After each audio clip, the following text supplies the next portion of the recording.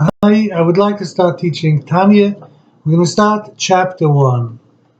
The Sefer Tanya was written by the Baal HaTanya, the first rabbi of Chabad. The Sefer is a very classic Jewish book for chassidim and especially for Chabad chassidim. So we're going to start now. I'll teach it in English, so it would be easy for those who only know English to be able to follow along. It has been taught in Masechtas Nida in the end of chapter 3 that an oath is administered to him before birth, warning him, be righteous and be not wicked. Before a person is born, the Gemara says in Masechtas Nida, the angels make an oath with him, and they tell the soul, you're going to go now down to this world, is remembered to be righteous and be not wicked. And even if the whole world tells you that you are righteous, regard yourself as if you are wicked. So even if people tell you are righteous, don't consider yourself righteous, consider yourself wicked. It's a little hard to understand, and the Baal HaTanya is going to ask the first question. The answer to this question is going to be more discussed, it's going to be discussed later in chapter 13, on what does it mean that someone's supposed to consider themselves wicked.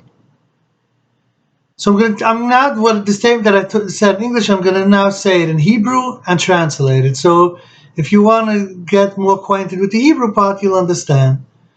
Perik Aleph, first chapter, the Baal HaTanya starts like this. Tanya, we learned, Sof Perik Gimel the Nida, end of chapter Gimel of Masechtas Nida, it says, when a soul comes down to this world, Mashpia Noisoi, we make an oath with the soul, and we tell it to, hey, tzaddik, be a tzaddik, v'al tehi rusha, and do not be a rusha.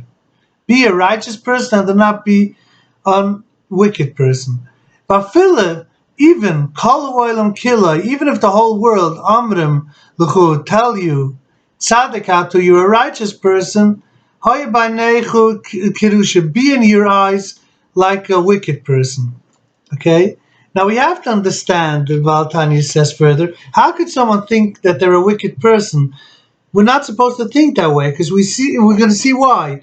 This requires to be understood, for it contradicts the Mishnaic dictum, because it says in the Mishnah, in Masechtas Avot, chapter 2, it says, and be not wicked in your own estimation, that a person shouldn't think he's wicked. So the question is, the Baal HaTanya is going to ask 3 questions. Question number 1, what does it mean, and be not wicked in your own estimation? In Novos it says, be not wicked in your own estimation. And Masechtas Nida it says that you tell the soul he should be righteous and not wicked, and even if everyone tells him he's righteous, he should still regard himself as wicked. So I don't get it. Should he regard himself as wicked or not?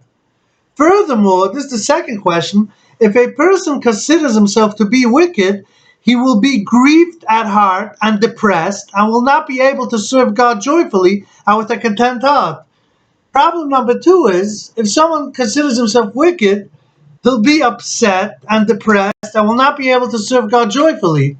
And we know this week in Pashas Bechikosai, in the Tochacha, where God says that Jews will be punished if they do not follow the Torah, it says, because you did not serve God in joy, while you were joyful and with a glad heart. So we see there's a requirement to serve God with a joyful heart. And even if we say every day in Mizmor L'Sod, it's a verse from Tehillim, it says, if Dies Hashem b'simcha, serve God with joy. So he's supposed to be joyful. So someone thinks he's a Rashi, would be depressed. So that's the second question the Baal HaTanya has on the Gemara Masechtas Nida, that someone's supposed to consider himself wicked. And the Baal HaTanya goes a step further. So this is part 2 of question 2. If someone considers himself to be wicked and he doesn't get depressed from it, then there's a problem. While if he is not disturbed by this self-appraisal, it may lead him to irrelevance, God forbid. So if he doesn't get depressed and he doesn't care that he considers himself a Rasha, then he might not even care to do mitzvahs. However, the matter will be understood after a preliminary discussion. So now the Baal HaTanya is going to go in to understand the meaning of what it means to be a righteous person, a wicked person, and an intermediate person. Because usually we understand it to mean a righteous person means someone who does more mitzvahs, commandments. A wicked person means someone who does less, fulfills less commandments and does more discretions, averis. And an intermediate person means someone who's 50% mitzvahs, 50% averis. But the Baal HaTanya is going to explain that that's not the literal meaning.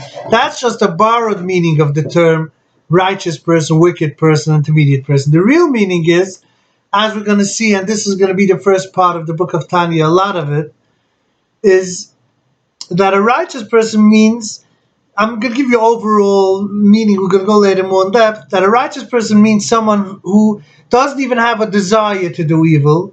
An evil person means he even crushed his desire to do good and he has evil desires. An intermediate person means that he has both desire to do good by his godly soul, we're going to discuss that in a minute, and desire to do evil by his animalistic soul, and together,